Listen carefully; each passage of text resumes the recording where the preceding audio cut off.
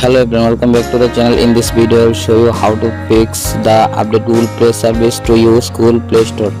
You can see this is the problem, how to fix it. Okay, let's get started. First, check your internet connection. My internet already connected. Okay, back to home screen. Go to phone settings and scroll down. Then tap on apps option. Tap on search bar, search for Google Play service. Tap on Google Play service and scroll down. Then tap on storage, tap on clear cache and tap on clear data. Okay, back. And now tap on permission option and first to last allow all permission.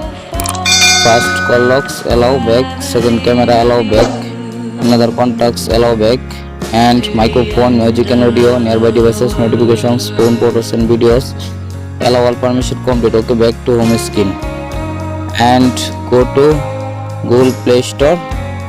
And I hope your problem has been solved successful. Please subscribe and like, comment, share now.